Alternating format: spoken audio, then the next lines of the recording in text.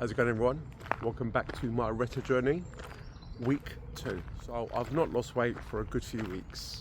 Looking at the picture that I last took that I did lose weight was the middle of April. We are nearly the end of June. That's while I was on Mounjaro.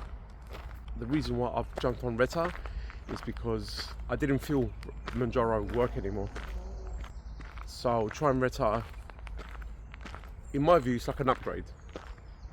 But since I've been on Reta, the scales have not dropped, but my overall physique has. Strength has increased in the gym. I train 4 times a week. I'm walking to the gym right now, leg day, Sunday, that's how I like to do it, and walking in between. Nothing outrageous, just a walk, like what I'm doing now, just without me talking to you lot. I last lost weight in the middle of April. Jumping on Reta has been a bit of an experience, and it's only week 2 on 1 milligram. When I first took it, the difference was outrageous. Increased heart rate, energy expenditure, just like full on. But the thing I didn't realize about was the increased appetite. Where Mounjaro shines is killing off appetite, and that worked wonders until we didn't, hence why I jumped on Reta. And food noise, that was awful for me. So my first week on Reta, unbelievable. Since then, food noises, again, it's been minimized. Something that I wasn't feeling on Mounjaro, which is ironic.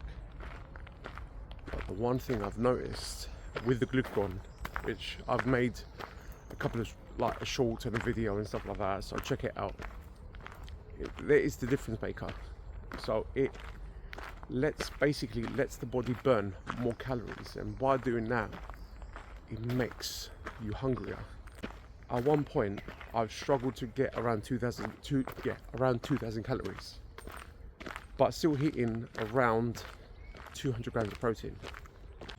I mean, I scan and weigh everything on MyFitnessPal, and it happened to be, again, about 3 days ago, where I somehow, just, again, went to the gym, I was productive, it was just whatever. The next thing you know, I've jumped from, like, say, 1,800 calories maintenance to like 2,400 calories. That is a huge jump in calories. But again, that's while having really high protein, high fats, moderate carbs. Again, I scan and weigh everything. I'm just hungry. There's nothing I can do about that. But you know, it's letting the body burn more, use more, and that's how it's supposed to work, I guess. So it's only my 2nd week. So last week I was talking about how bloated I was and suffering from constipation, which, you know, if you're on GLP-1s, you need to get used to that.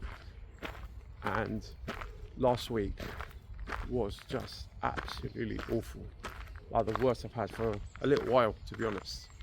And I guess that is a side effect of it working, as it slows down your digestion and whatnot. I weigh myself daily, so just to get an average. So I've not, again, since the middle of April, not lost any more weight, and hypothetically not gained any weight either. I've just like maintained that regardless, even though my physique has changed, my strength, endurance, and overall, like, even these are my new gym clothes I bought probably about a month ago, and literally getting ready to walk now, I had to tighten my shorts even more. Like, okay, so I've clearly lost weight. Have I? No. In fact, I gained 5 pounds. But that's while I was constipated, bloated, and stuff like that. So since then, the scales were dropping, even though I was hungrier. Okay. And I literally weighed myself just now, and I am 219.4 pounds, which I think that's exactly what I was at my lowest the middle of April. So Reta is a slow burner. It does take a little while for it to kick in, and again, this is not medical advice, but I am on 1 milligram, and I was genuinely thinking of, I don't know, I mean, it is a slow burner, it's only 2 weeks, I'm not getting carried away. I can't remember what it was like on my second week of Mounjaro, but that was just feeling sick, diarrhea, constipation, it's like a mixture of everything, which is awful. Reta, to be fair, apart from a bit of constipation, well, some constipation, I feel fine, to be honest.